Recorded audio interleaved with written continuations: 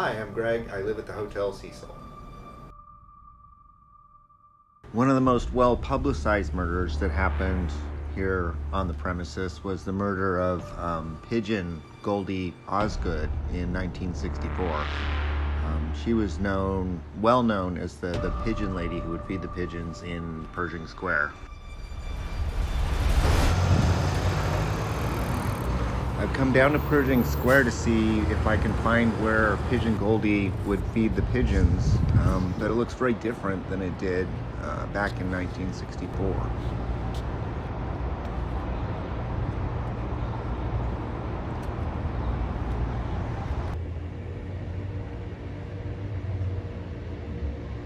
From the historical photos that I've seen, it used to be a lot more open, more like what you'd think of as Central Park. Whereas with the redesign, they've kind of broken up the space, and it just doesn't have the same sort of community feel that it used to have.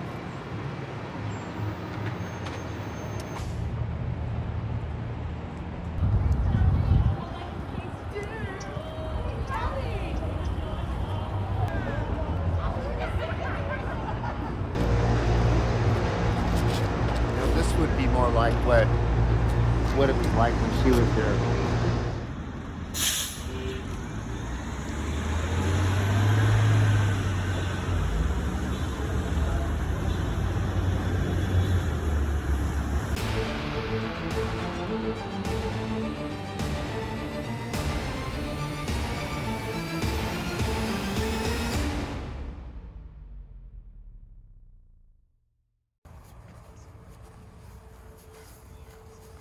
She was really just an eccentric old lady with no family, but she was very much beloved by the community.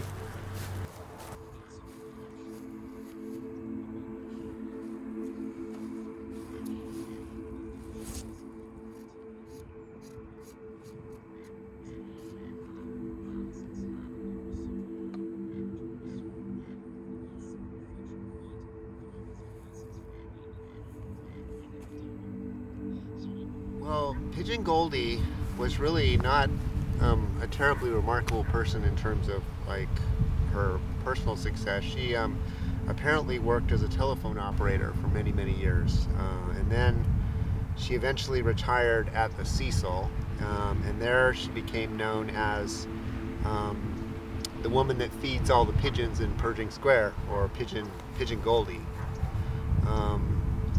She came home one day, I think it was in June of 1964. She was seen in the lobby, by people that lived here. She went up to her room, and then about a little bit less than an hour later, one of the Cecil Hotel employees that was distributing phone books found her body. She had been murdered. And it was less than probably an hour later. So they speculate that either the killer stayed laid in wait for her in her room or somewhere nearby, but definitely was there waiting for her when she got home, struck very quickly, and then made a getaway. The autopsy report indicates that she was sexually battered. Then she was stabbed in the chest. I guess it was a really deep stab wound, and then she was strangled to death with her towel from the bathroom. That's according to the news reports at the time. So it was a very brutal, cold-blooded killing. Just a very gentle, loving street person by all. Not really a street person. I mean, she had a home, but she was just a poor old lady that was just very much loved. And the police at the time noticed some similarities between her killing and another killing that had happened on Main Street, and also another woman who fed the pigeons in MacArthur Park had also been killed in a similar fashion. So they suspected that maybe it might have been a serial killer preying on these type of vulnerable women at the time, but they were never able to find a suspect or prosecute anyone for that.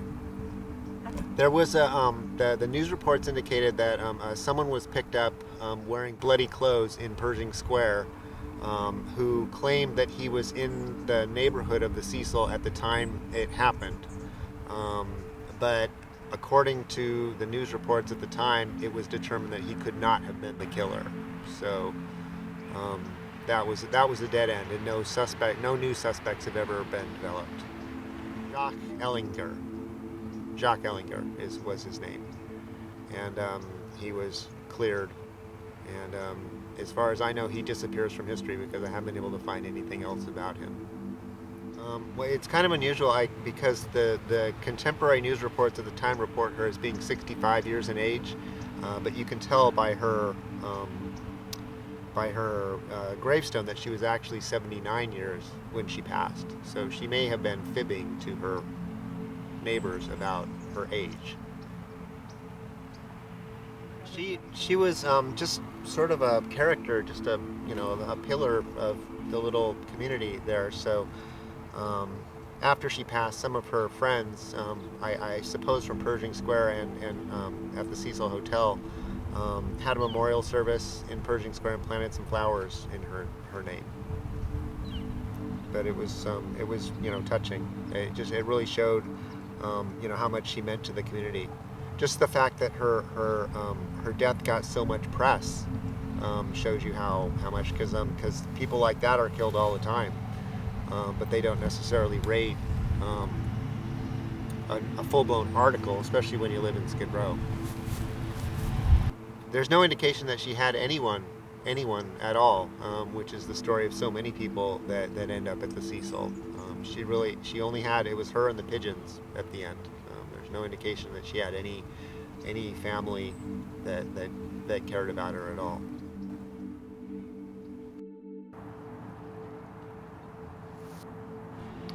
Since I was already here at Valhalla Cemetery, I thought I'd go pay my respects to another woman lost to history that I've been planning to visit here for quite a while.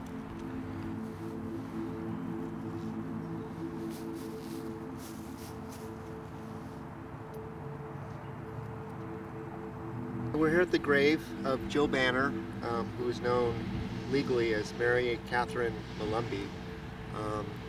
Not a particularly famous actress, but I'm quite fond of her because she played the lead in the cult horror film Spider Baby in the 60s. She was probably best known in life for being the live-in lover of Marlon Brando at the time of her death. And he attended the funeral and apparently lingered here on her grave for a period of time after the service was over, just leading people to think that he really did love her. So, rest in peace, Jill Banner.